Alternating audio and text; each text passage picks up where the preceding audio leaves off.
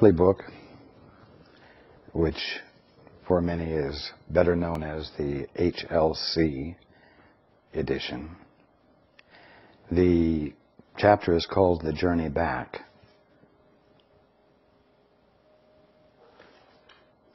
Which was changed to The Direction of the Curriculum.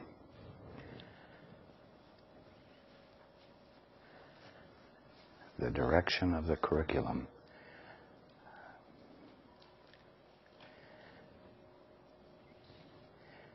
What, the curriculum in the book? The curriculum in A Course in Miracles? No.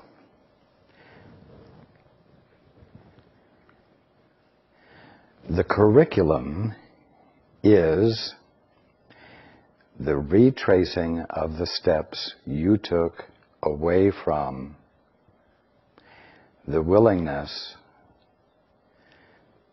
to be the function of recognizing God in each and everything. Whatever course you took in leaving home constitutes the Course in Miracles of going back home, of the journey back. There's no objective Course in Miracles, and there's no objective curriculum for you to apply to yourself. The curriculum was set in place by you as you thought to be independent and original and in charge and on and on and on.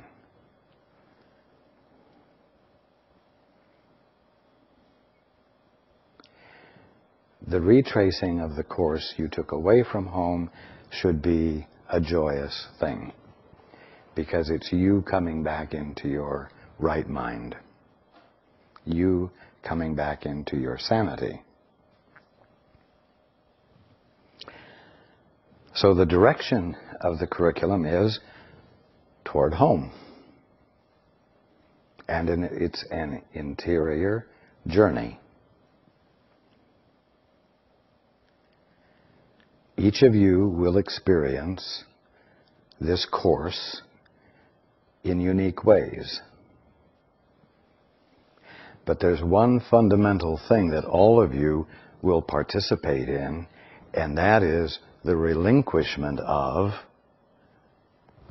the idea, the mad idea, you might say, that you have a capacity to think for yourself, that you have a capacity to give definition to everything, that you have a capacity to be an authority independent of the way things work.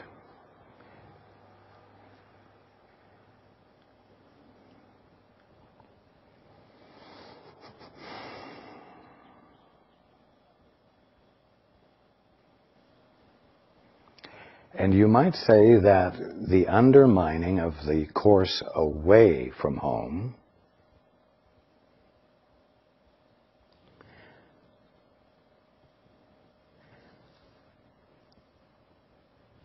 is always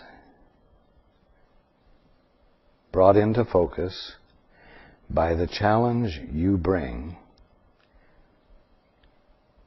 to the fundamental idea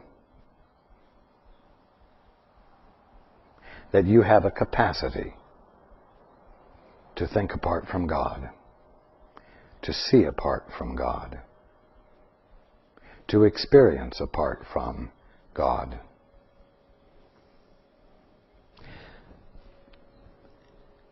Each step home is the undoing of the first step away from home.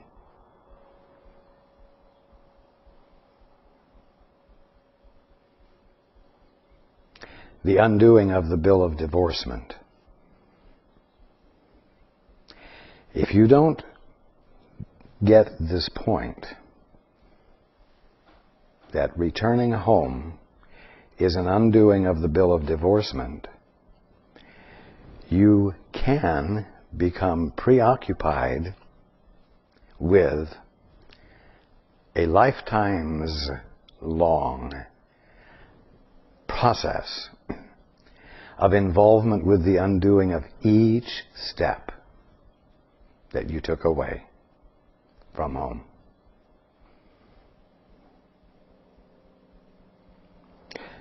You are finding that I am constantly undermining the first step away.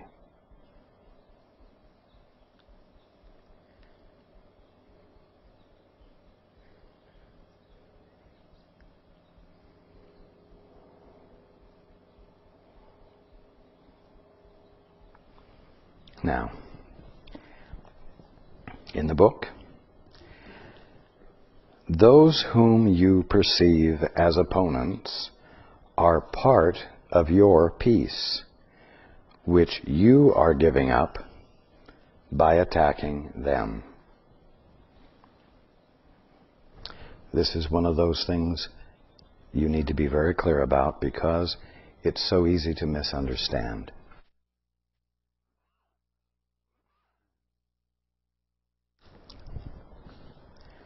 And as a result of misunderstanding, tie yourself up unnecessarily in grief until you become clear.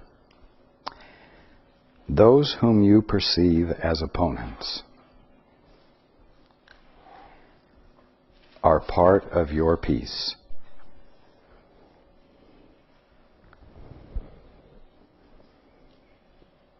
It is quite possible for you to see someone who is not behaving badly, who is not behaving unpleasantly, as an opponent. It is quite possible for you to misperceive and misunderstand the presence of someone who is benign. It's possible for you to be confused about a friend.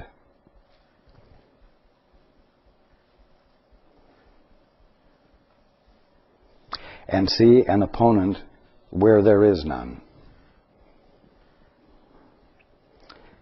Those whom you perceive as opponents, in this case, are part of your peace, which you are giving up by attacking them. Well, attacking them? Yes. You're attacking them by seeing potential harm where benignness is, an opponent where a friend is, because you are confused.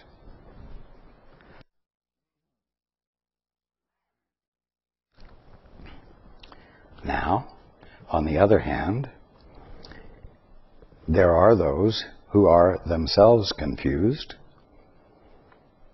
who are experiencing fear because of their bill of divorcement, who are expressing their fear in antagonistic behavior toward you.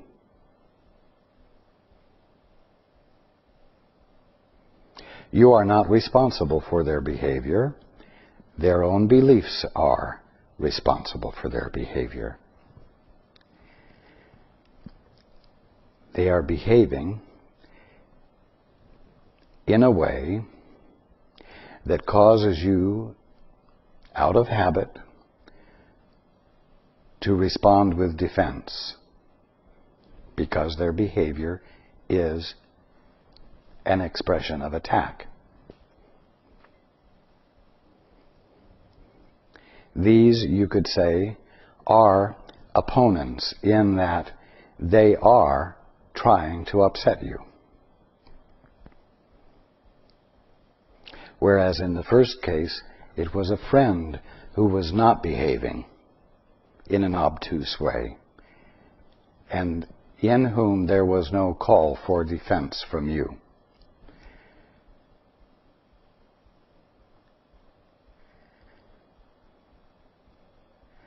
Now, the key here is that when someone is behaving in a way that is obtuse, unfriendly, unkind, thoughtless, hateful,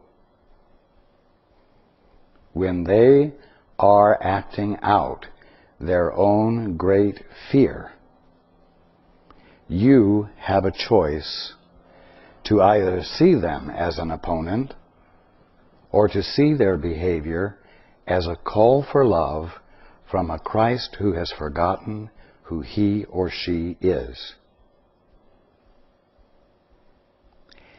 If you make the mistake of seeing them as an opponent, you are attacking them, because you are completely missing the point that they are a Christ who is confused by the fact that they are entertaining a sense of independence that will always be a fearful experience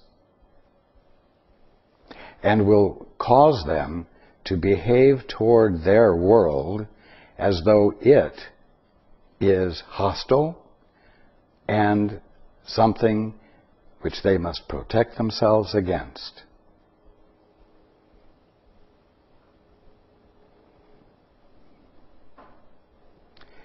There is never an occasion when anything that confronts you must be defined as an opponent.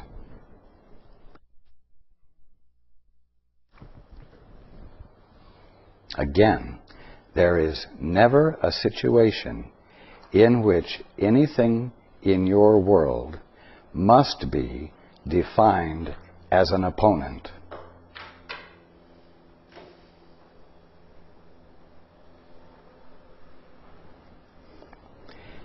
And again, if you determine that something or someone in your world is an opponent, you have sacrificed your capacity to see clearly and be an agent for change, an agent for healing.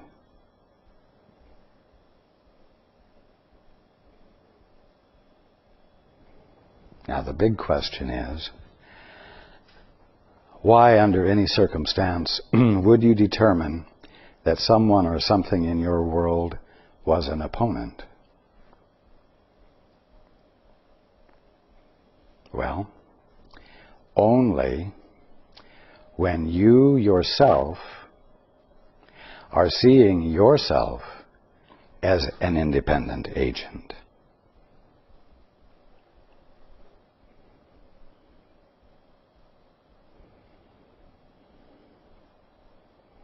Only when you see yourself as what you have defined yourself.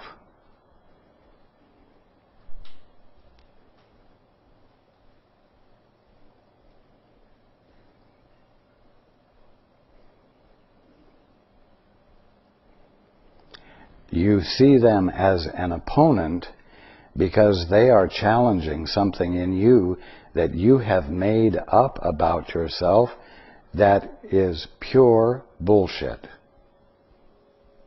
pure fantasy, pure illusion, which is vulnerable to being uncovered for what it is, nothing.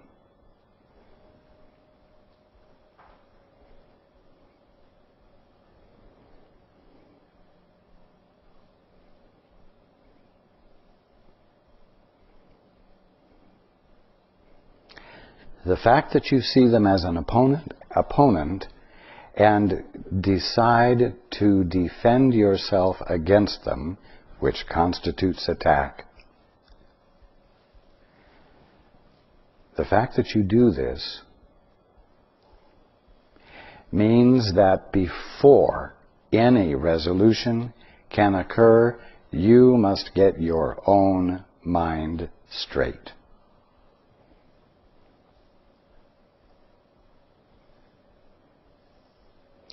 It means that you must, within yourself, consciously and conscientiously undermine your faith in the mad idea that you actually took a first step away from home. That you actually could get a bill of divorcement and did get a bill of divorcement.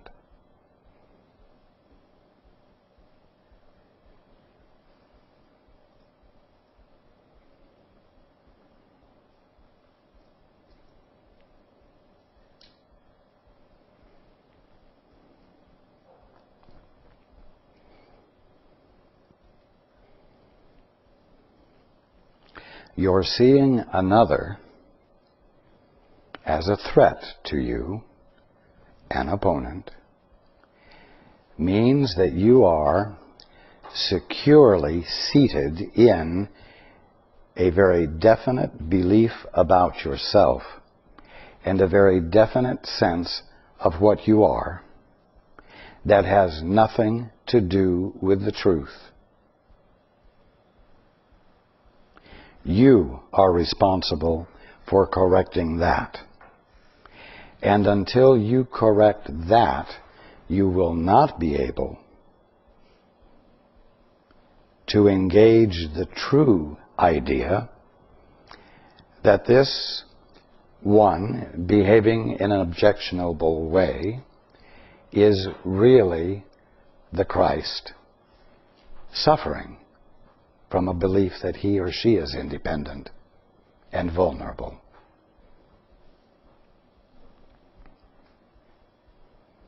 At which point, you can begin to behave in a way that proves to them or him that he or she is safe and doesn't need to behave this way with you.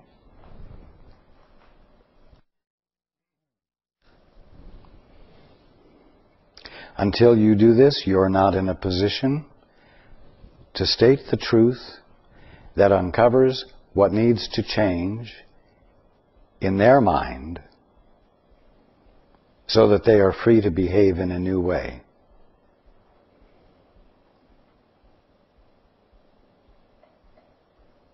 It doesn't allow you to say no to inappropriate behavior without a hooker, a hidden hook that constitutes judgment of some sort.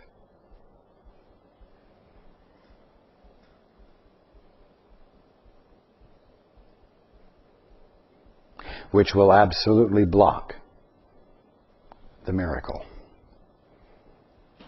the potential for the sudden shift of perception for them.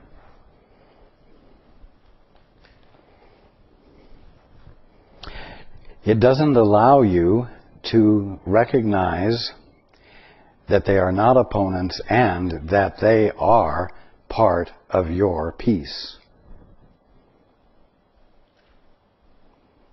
And so again, those whom you see, those whom you perceive as opponents, and I'm adding, whether they're behaving that way or not, are part of your peace, which you are giving up by attacking them, meaning determining and defining them as opponents. How can you have what you give up?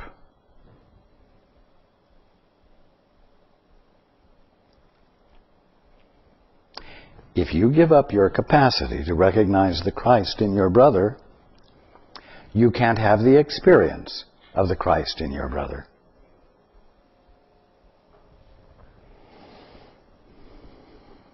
And without that vision, both of you are stuck.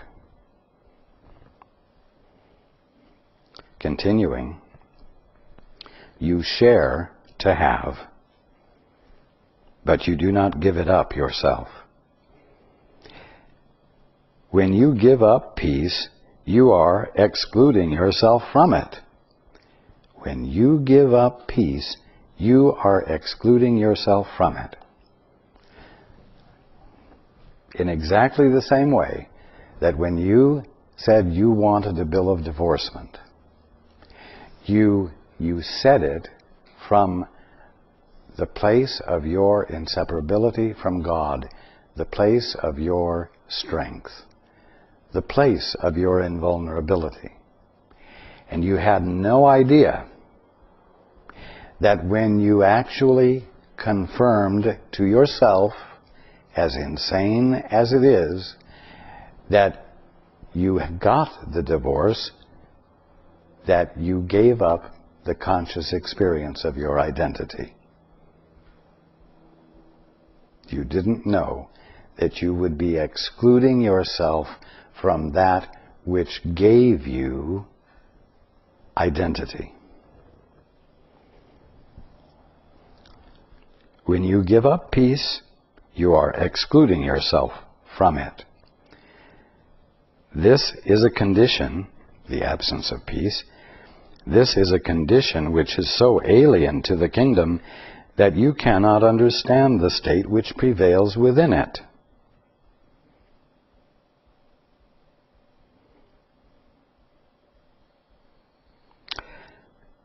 Your past learning must have taught you the wrong things simply because it has not made you happy.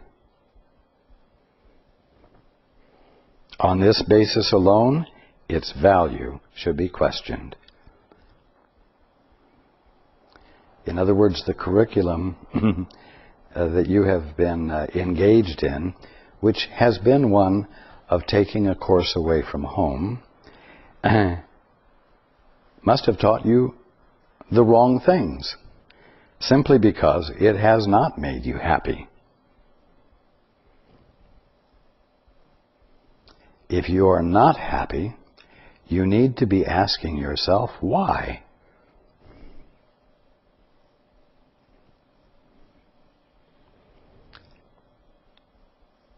And you might even get more specific and ask the question, might it be because I'm moving in the wrong direction? Might it be that the course I'm engaged in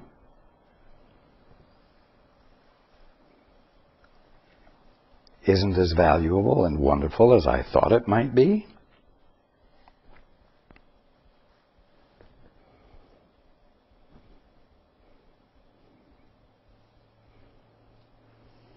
And then don't leave it there. Then, when you finally acknowledge that indeed you're not happy because you're not acting within your integrity, you're not moving in a direction that works, then you need to decide to change directions.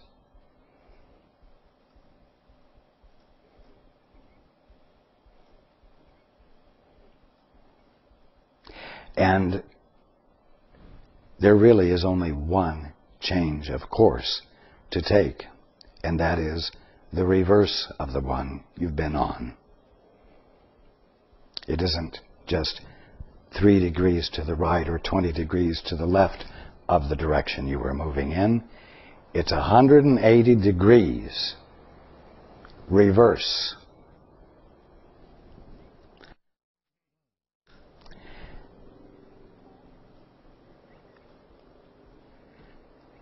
You see, it's not what direction you're moving in away from God that makes a difference. It's abandoning the course that takes you away from that which gives you existence and the experience of being.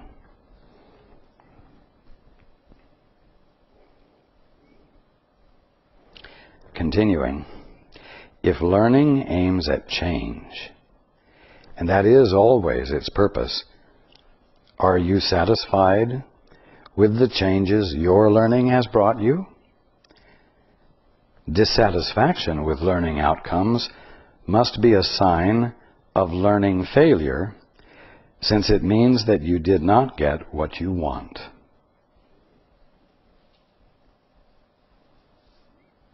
But I'm going to add also that dissatisfaction with learning outcomes is the beginning of the return to sanity. Because until you recognize that you're not happy with the outcomes, you can't make a decision to change anything.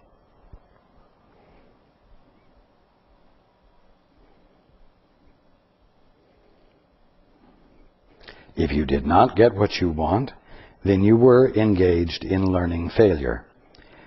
But recognizing that means that you're beginning to learn. Continuing, the curriculum of the atonement. And what is it? The undoing of each step you took away from home. The curriculum of the atonement is the opposite of the curriculum you have established for yourselves, but so is its outcome. If the outcome of yours, your curriculum, has made you unhappy, and if you want a different one, a change in the curriculum is obviously necessary. Now, we have talked enough for you to at least have grasped the idea that what is making you unhappy, what is causing you not to be able to be happy, is your own independent thinking.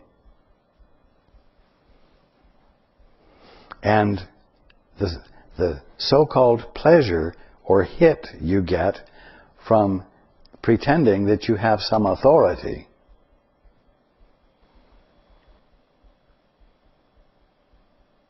And therefore a capacity to successfully control.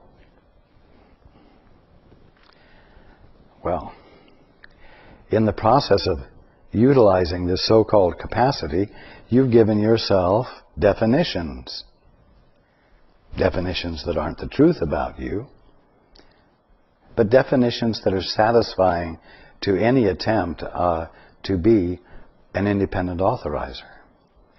And as a result, you have built up a backlog of memory of your experiences of everything, conveniently forgetting that the way you're experiencing everything is flawed by the fact that it's being observed by something that doesn't exist. A mind independent from God.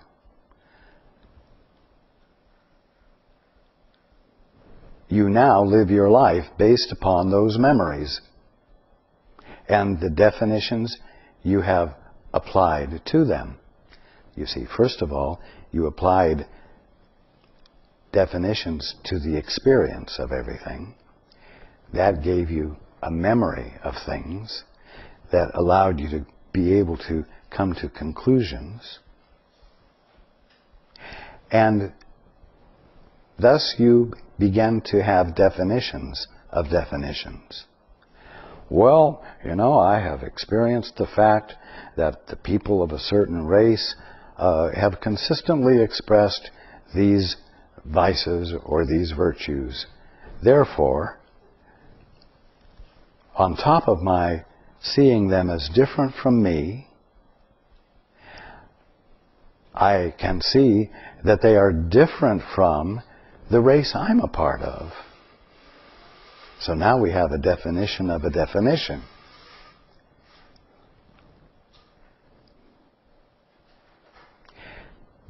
And you live your days out caught in the swirling of these definitions and these definitions of definitions, and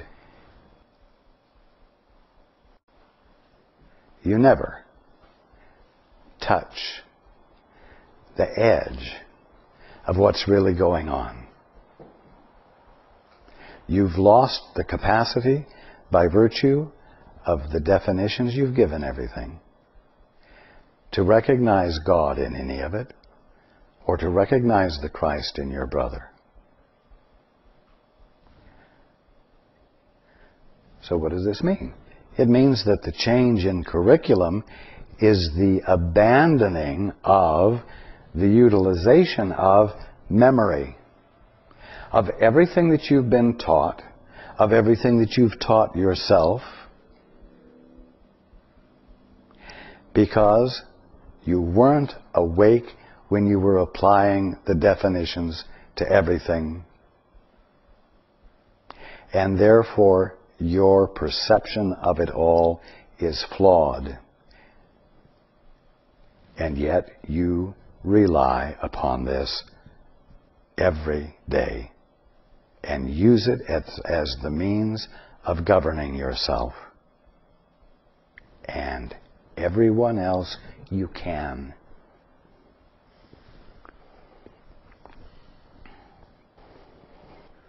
Continuing, the first change that must be introduced is a change in direction. A meaningful curriculum cannot be inconsistent.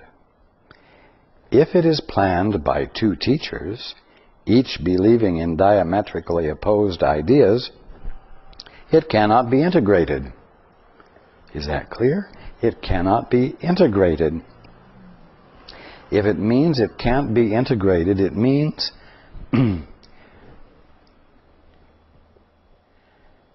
that what the Holy Spirit reveals to you cannot be applied to the world you're seeing. And it cannot be applied to the self you think you are.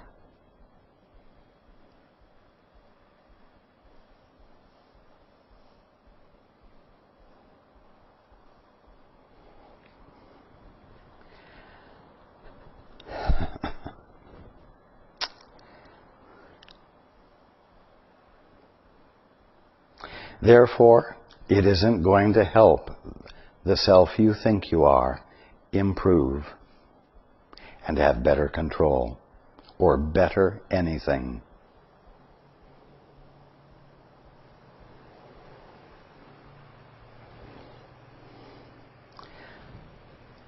Changing directions, turning around 180 degrees,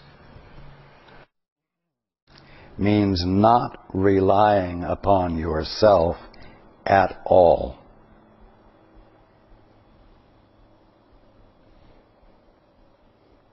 If you are, you haven't changed direction 180 degrees and you're still heading away from home and fooling yourself into believing that this direction doesn't take you away as far as fast. And that's an improvement. That's theological thinking.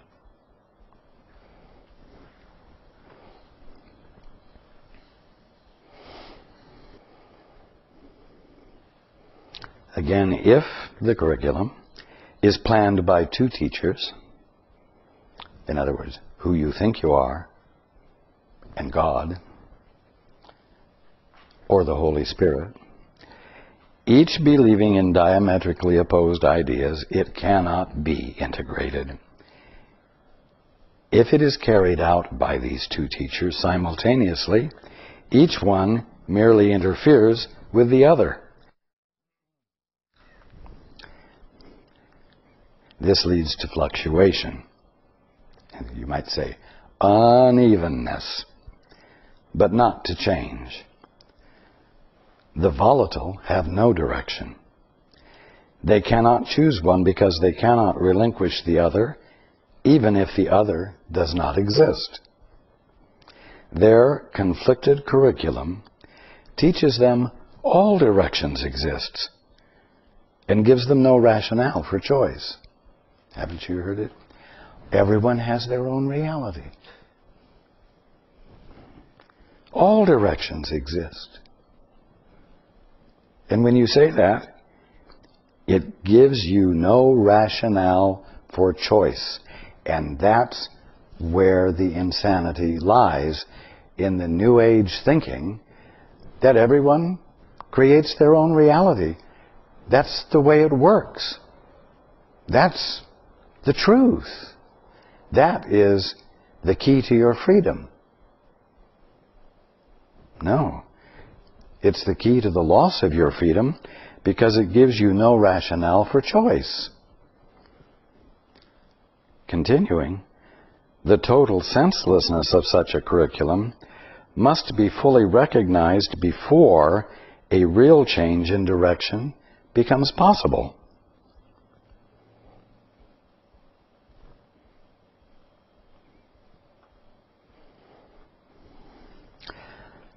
And you know, that's the hardest part.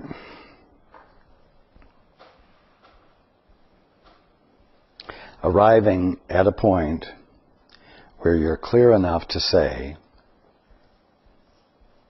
that the choices you've been making aren't working, they can't work, and as long as you persist in that direction, you will suffer, and that doesn't make sense for you any longer.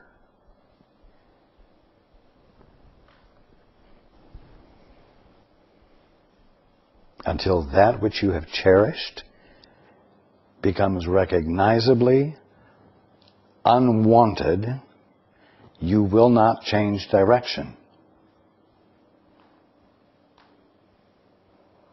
You say, well, I know people who are really demonstrating in their life that their choices are causing their suffering. They're in and out of jail. They're always having fights. They're disagreeable. They are antisocial. Everything they are doing is obviously creating suffering for them. But I'm not having that experience. The way I'm using my mind is keeping me from having those experiences. I've learned how to make better choices.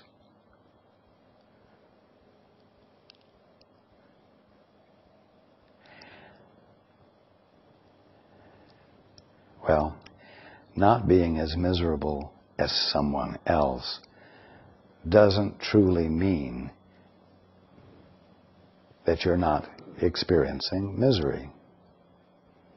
Boy, I'm glad I'm not in their shoes. But damn, how am I going to make it this month?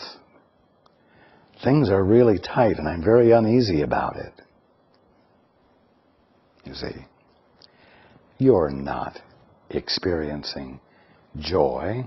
You're not experiencing freedom from need. You are not bubbling over with inspiration and insight, which, when you express it, makes everyone around you feel better, or which promotes greater clarity for them. So be careful of these silly comparisons that you use to say, I'm not miserable. I'm not as miserable as so-and-so. I didn't spend 3 months in jail and I didn't spend 3 months in jail. I didn't get sodomized. I didn't get stabbed. And I didn't run into an old buddy when I was released from jail who immediately enticed me back into another situation. I've got it good. No, you don't. If you're still operating on a course that's 180 degrees out of sync with your fulfillment, you're not better off. And you've got to arrive at a point where you stop being satisfied with just not having as much trouble as Joe down the street.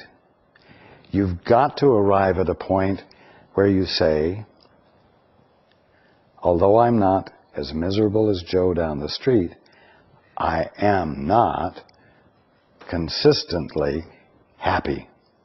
I am not consistently free of fear. In fact, even though I'm generally happy, there is always an undercurrent of fear. There's always a feeling of vulnerability that may rear its head at any time and throw me off guard, even though, for the last year I've done pretty well at not having those kind of experiences. You've got to arrive at a point where you say, no matter how much less miserable I am than Joe down the street, it's not my birthright to be miserable to any degree, and I am going to change direction and learn from a different teacher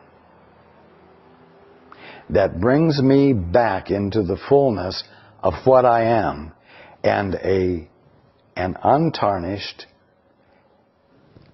and undistorted conscious experience of everything as it truly is.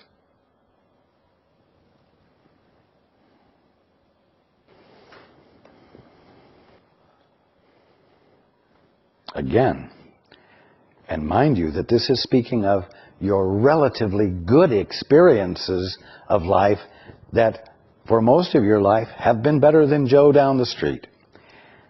The total senselessness of such a curriculum that says all directions exist, must be fully recognized before a real change in direction becomes possible. You cannot learn simultaneously from two teachers who are in total disagreement about everything.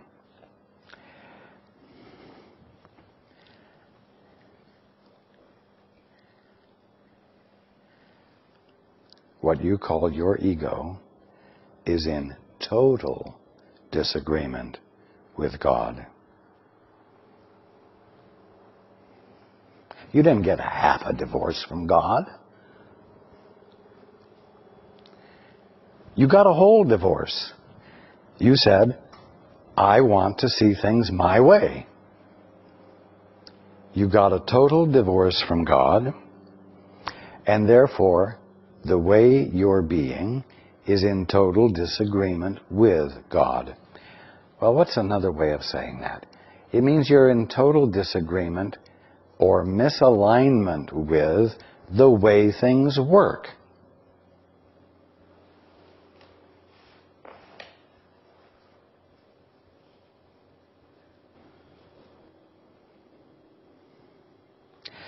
That is perhaps a little less threatening than saying you're in total disagreement with God.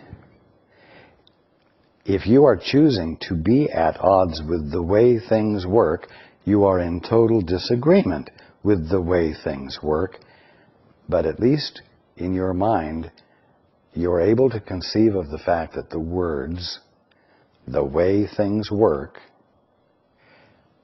mean something that is unchangeable, and that you are either going to cooperate with and experience harmony, or be uncooperative with and experience suffering.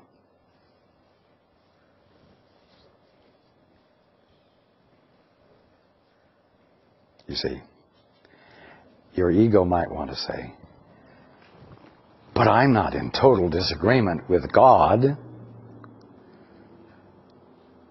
and fuss about the words. But if you're not in agreement, if you're being feisty and trying to be original and not fit in to the way things work, it's obvious to you that you will not be happy, and it's easy for you to see that at the bottom line, you really don't want to fit in, because you'll become nothing.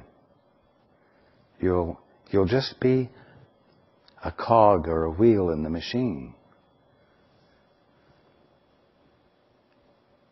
You won't stand out.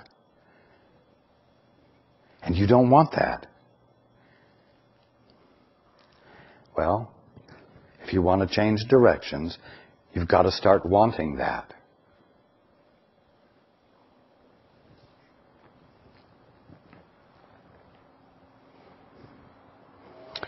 Again, you cannot learn simultaneously from two teachers who are in total disagreement about everything.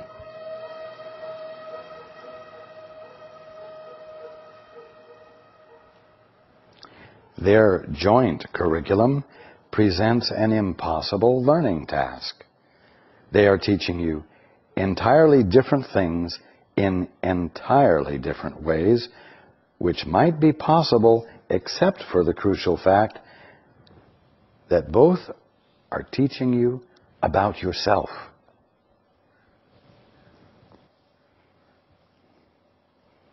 They are teaching you opposite things about yourself. Now, if your ego is nothing more than you wearing a mask, then you are being one of the teachers incognito.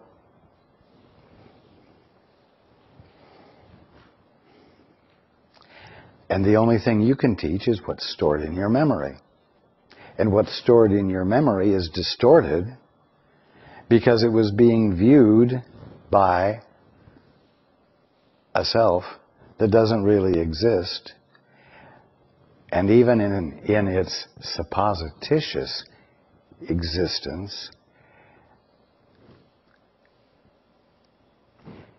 had the task of defining everything differently from what the Father was being right there in everything.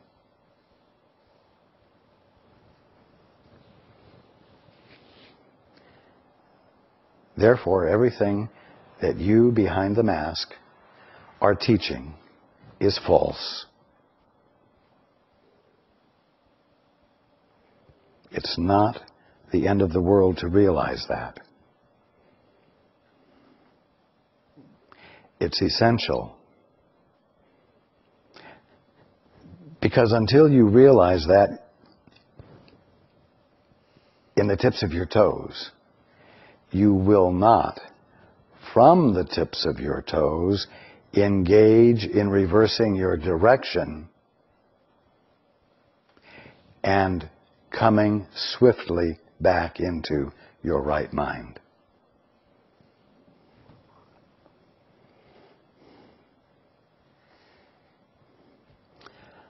Continuing, your reality, your true reality, is unaffected by both.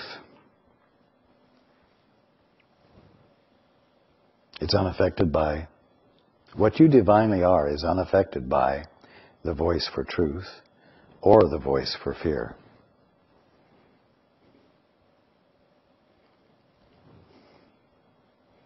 Because the voice for truth uncovers what you are. It doesn't change what you are. It reveals you, what you divinely are to you, and re-engages your mind in the conscious experience of what you are. So it doesn't affect you, even though it heals your mind of the misperceptions that have kept you caught in suffering. Your reality is unaffected by both. But if you listen to both, your mind will be split about what your reality is.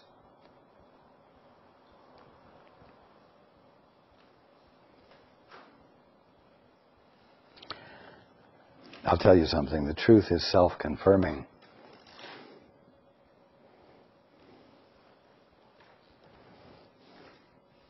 And so as you begin to head for home, as you do an about-face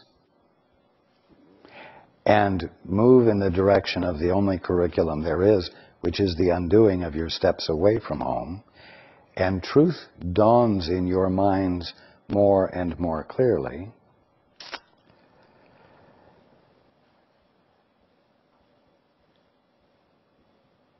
the teaching of the other voice is going to become more and more difficult to tolerate. It's going to become more and more problematic.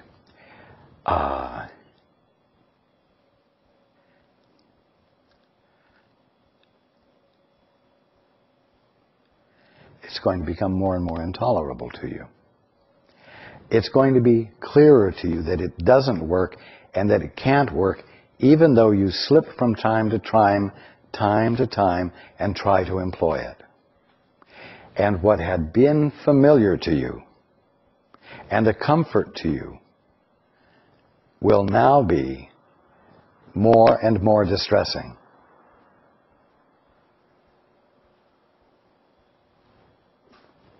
There's a benefit in this. Because if you don't resist the simple truth of what I just said as you experience it, it will provide you with further conviction and commitment on retracing your steps, on engaging in the course in miracles. Miracles are sudden shifts of perception. Not only that, they are sudden shifts of perception about what you had been misperceiving. Sudden shifts of perception about what you had been misunderstanding.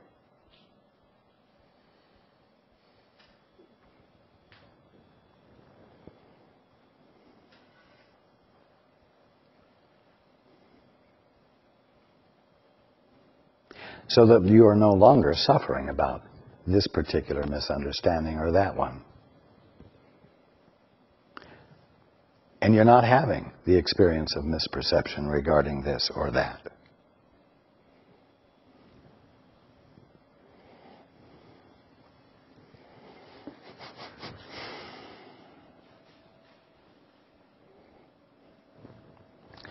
Is it clear to everyone, that this course is not a head trip?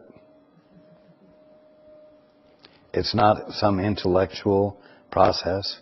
It's not the collecting of intellectual tidbits that are stimulating, but because they're never incorporated, promote no change. But boy, they can sure make you the life of the party. They can sure create a lot of discussion and a lot of activity.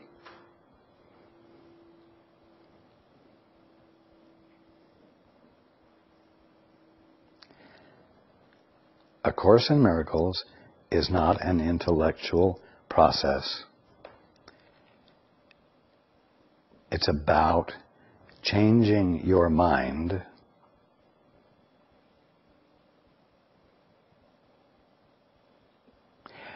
more correctly, it's about letting your mind be changed.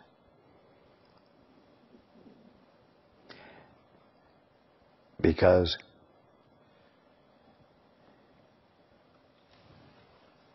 you're accepting a new teacher. And you're giving your allegiance to a new teacher.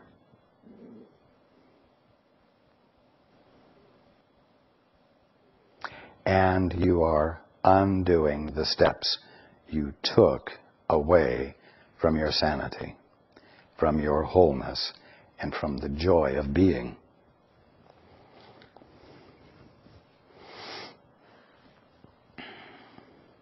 The next section is called The Rationale for Choice.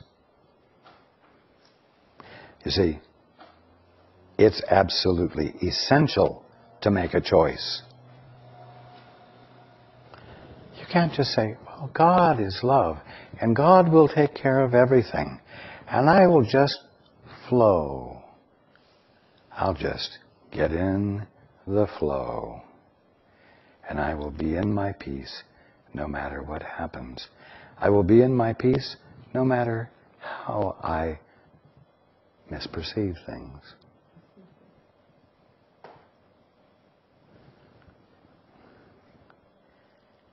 It's all God.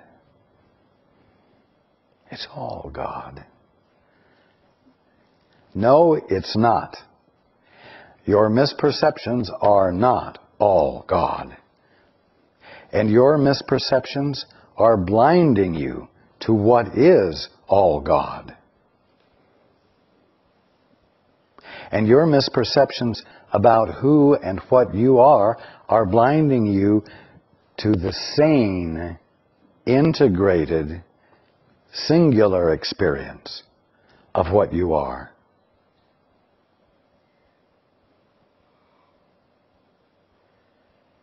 Oh, but I much prefer to be open-minded.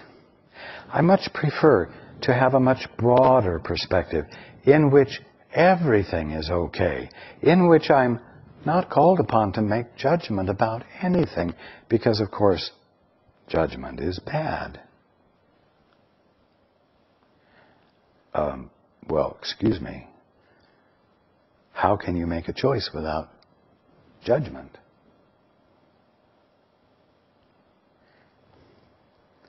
How can you make a choice between what works and what doesn't work without recognizing the difference?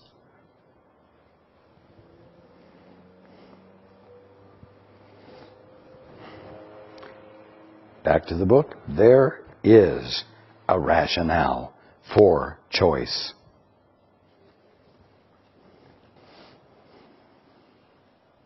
Well, so much for, it's all God.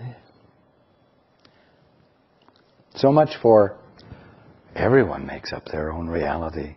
Everyone is experiencing their own reality, and that's life. So much for that. There is a rationale for choice. Only one teacher knows what your reality is.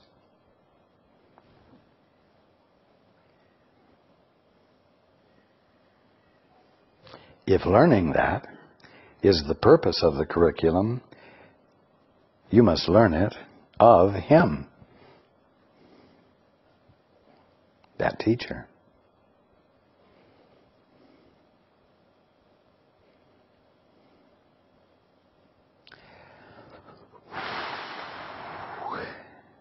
Am I really making it too hard?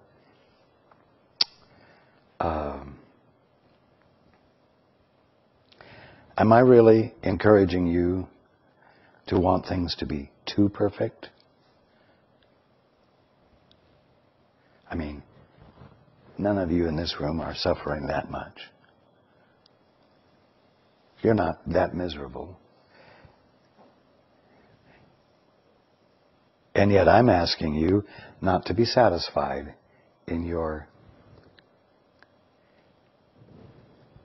subtle misery.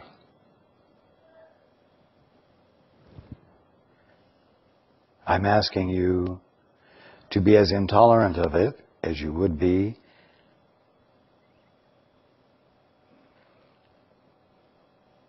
the pain you would feel if someone threw acid in your face.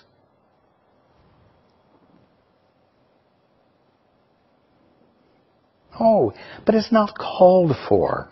I mean, how perfect do you want me to strive? How much perfection do you want me to strive for?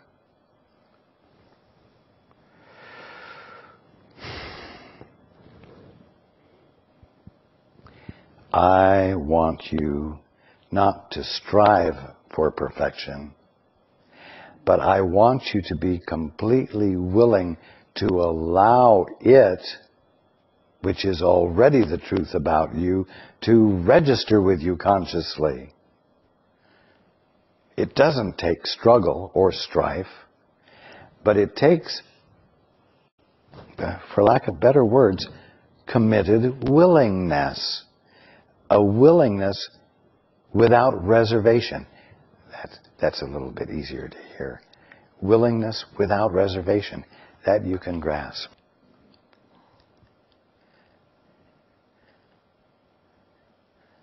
Commitment to willingness sounds like work.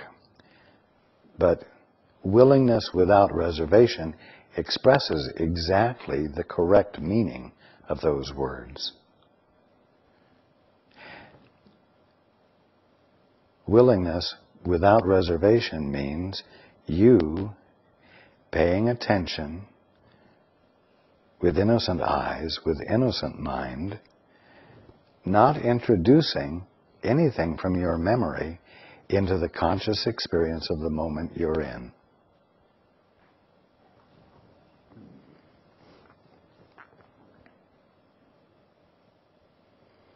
Again, there is a rationale for choice. Only one teacher knows what your reality is, the truth about you. If learning that is the purpose of the curriculum, you must learn it of Him, The ego does not know what it is trying to teach.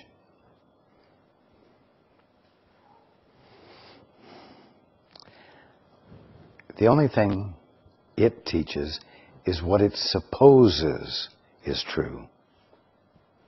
The only thing it teaches is what it wants to be true.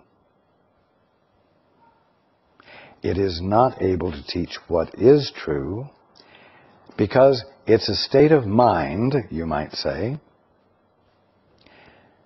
that has already said, I want to give what is true new definition. And therefore everything that it has defined has been a distortion of truth. So it doesn't know how to tell the truth or teach the truth.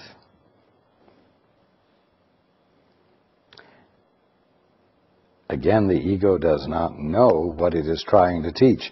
It is trying to teach you what you are without knowing it, without knowing what you are. The ego is expert only in confusion. It does not understand anything else. As a teacher, then, it is totally confused and totally confusing. And let's get a reality check here. This teacher that is totally confused and totally confusing is you behind a mask. Having become so familiar with the mask that you think it is what you are instead of that which is wearing the mask.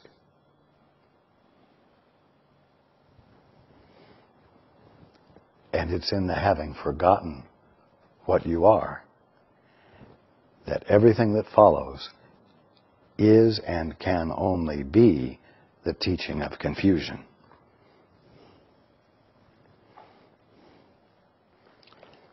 Continuing, even if you could disregard the Holy Spirit entirely, which is quite impossible, you could learn nothing from the ego because the ego knows nothing.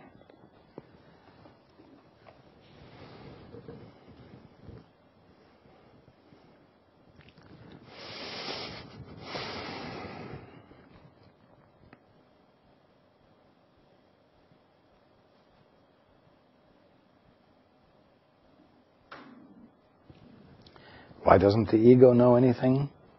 Why does the ego know nothing? Because its very existence is predicated upon defining all that is as something different from what it is. And in the making of the definitions and the committed attention it gives to its definitions, it is ignoring what everything is. Therefore, it cannot know what anything is.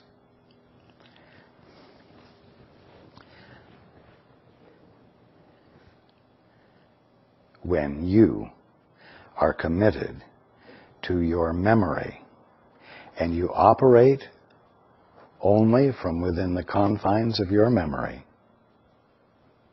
you cannot know what anything is. You cannot know what anything truly is. Therefore, at the moment, you're not experiencing anything as it truly is, no matter how peaceful it may be at the moment. And it's your birthright to be experiencing everything for what it is. And so,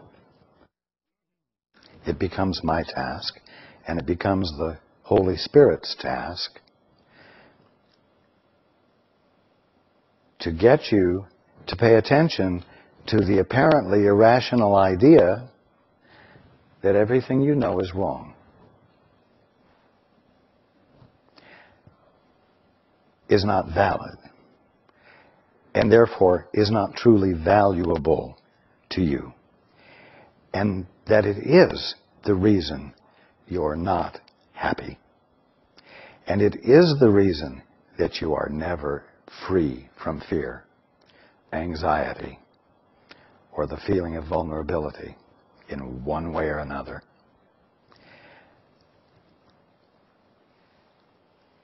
I don't want you to be experiencing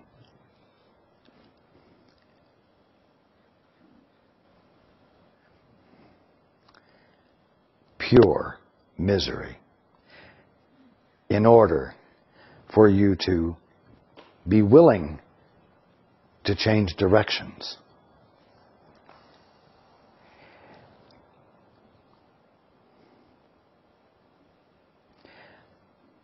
But the less misery you're experiencing, the more difficult it is for you to accept the idea that you, in this state of relative peace and harmony, are still experiencing reality from an invalid place that does need to be denied completely, that does need to be abandoned completely, because until you annul the divorce that was 100% divorce, you cannot be available for the 100% experience of your identity and of the joy that it's your birthright to be experiencing.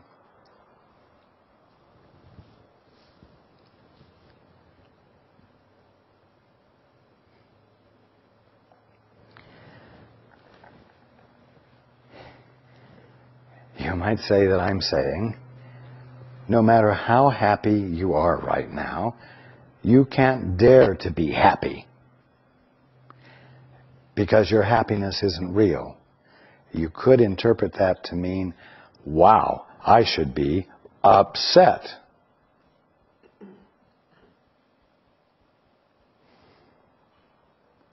I should be uneasy.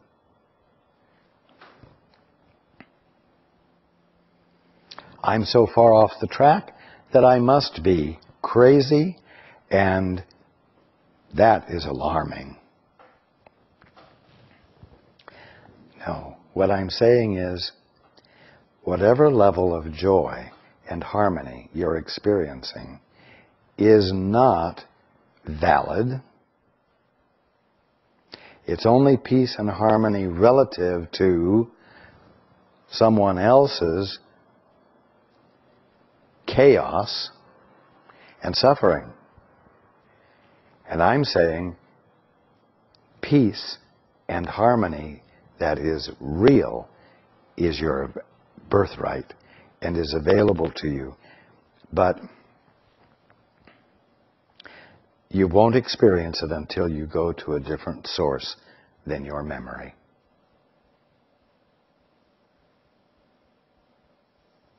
It's that simple. Stop using your memory banks to perceive everything and to determine whether you're safe or not, whether you're happy or not.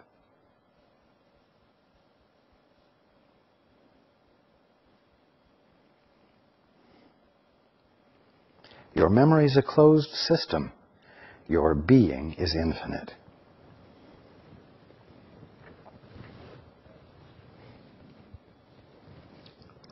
One more time. Your memory is a closed system. Your being is infinite.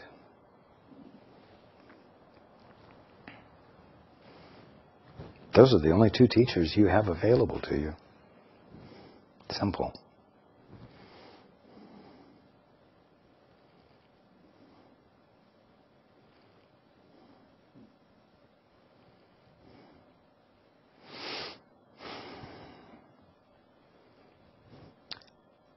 The Course in Miracles is the movement from the teacher that doesn't really exist to the one that does.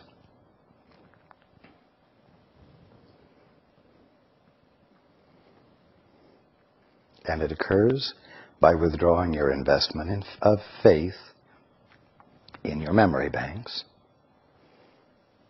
and your willingness to abandon yourself to an infinite paradigm in which you're not in control, because no control is needed, and in which you be not to survive, but to give conscious acknowledgement and recognition to all that is real and to joy in it.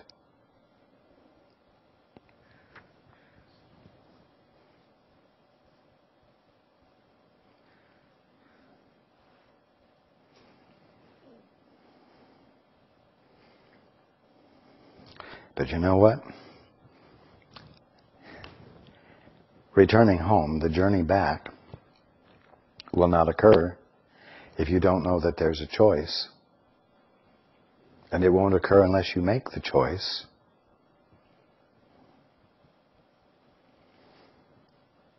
And unless you make the choice, you won't abandon what doesn't work. And you won't withdraw your faith and commitment to your memory, a closed system.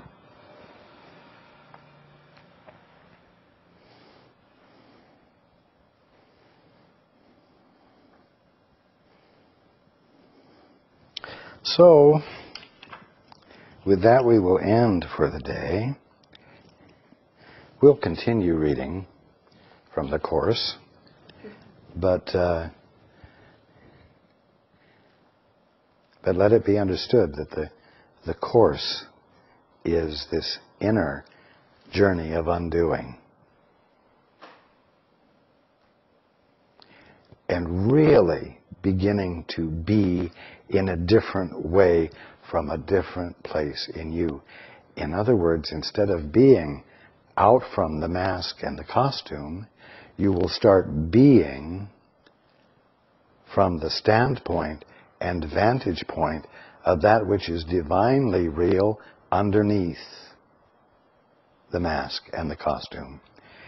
And from there you will do and be based upon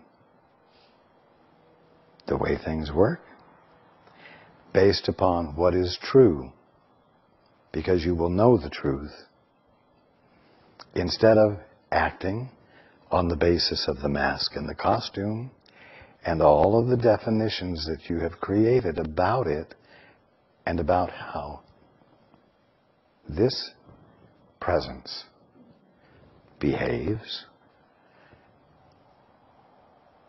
and gains credibility and respect and manages to survive because it's skillful at surviving. You will abandon all of the infrastructure of beliefs and ideas that you have built around the mask and the costume.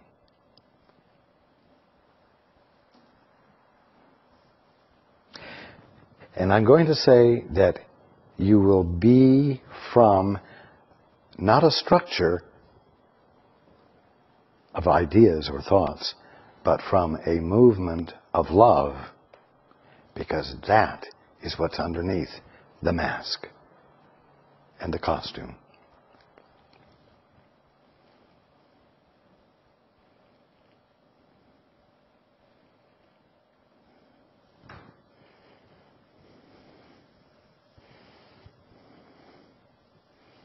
I love you all.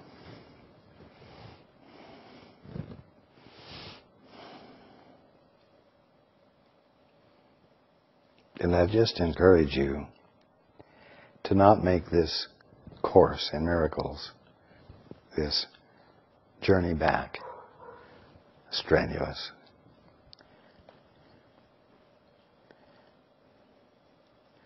The only thing that will make it strenuous will be waffling back and forth between one teacher and the other.